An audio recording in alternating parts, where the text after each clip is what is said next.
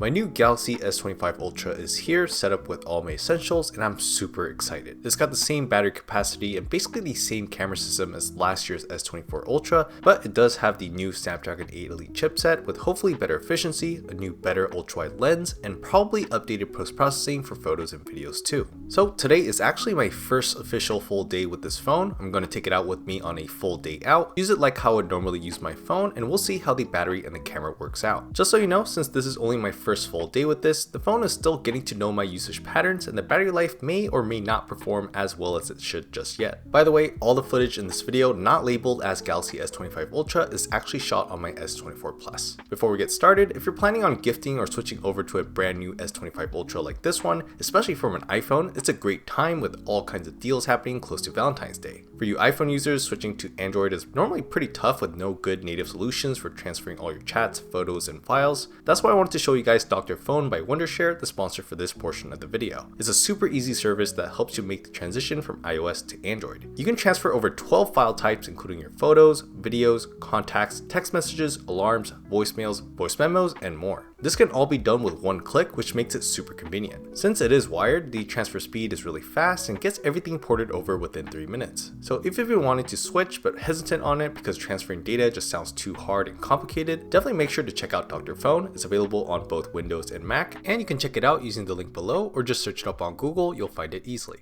Alright, it is now the start of the day at 8 a.m. and we are at 96%. So off the charger for 8 hours, it only lost about 3 to 4% during the first day, really.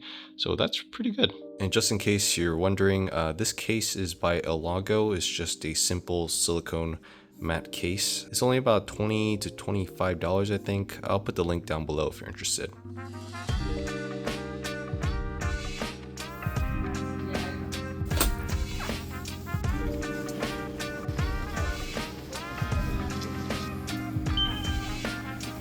This now bar is actually really useful. I'm using it to keep track of my podcasts and my navigation right now. Definitely one of my favorite parts of One UI 7.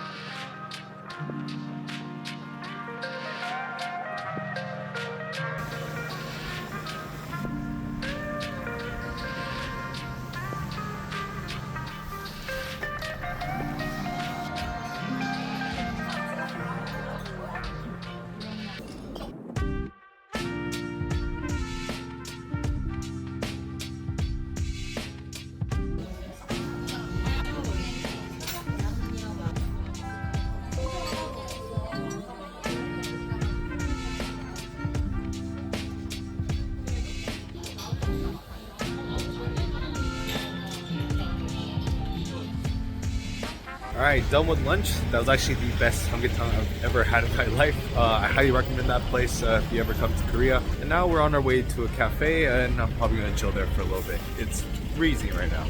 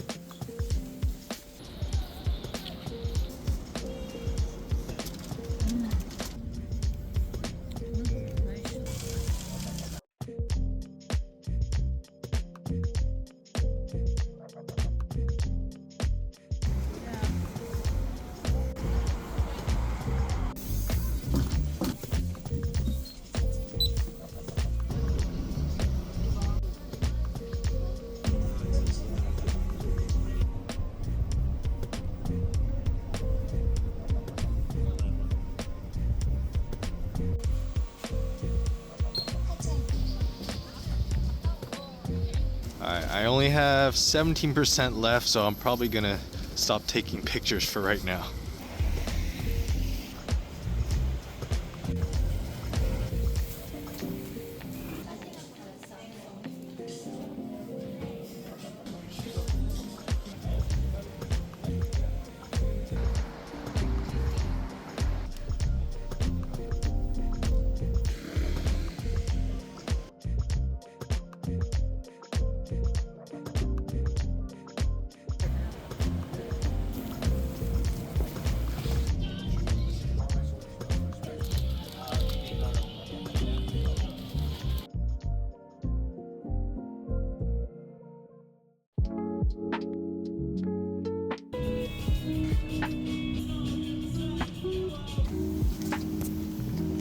Alright, so we're all done with dinner and done with the day, so we're gonna go back home.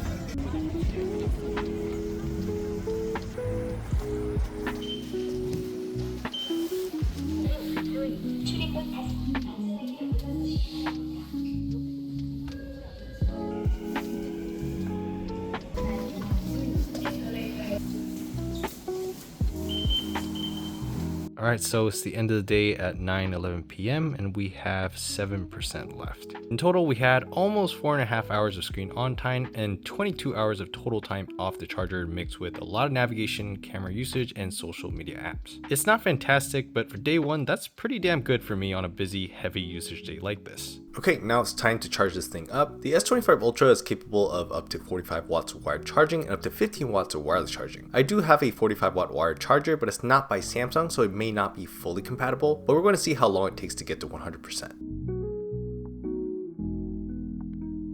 Okay, so it took just about an hour and 3 minutes to go from 7% to 100%, which is good, but definitely not as impressive compared to 90 watts or 120 watts charging by Chinese OEMs. I also didn't see the charging speed actually reach the full 45 watts with this non-Samsung charger, so if you do want peak charging speeds, you might want to buy one directly from Samsung. So yeah, that's it for this real-world test with the Galaxy S25 Ultra. Coming from my S24 Plus, the battery life here does seem to be a bit better in the early stages, and I expect to see some additional marginal improvements in the next few weeks as the software continues to learn my usage patterns. Let me know in the comments what you guys thought about some of the camera samples I showed throughout this video, as well as the battery life and the charging results. If you like this video, I would really appreciate it if you guys could subscribe to the channel to help us get to 50K. Thank you so much for watching, and I'll see you guys on the next video.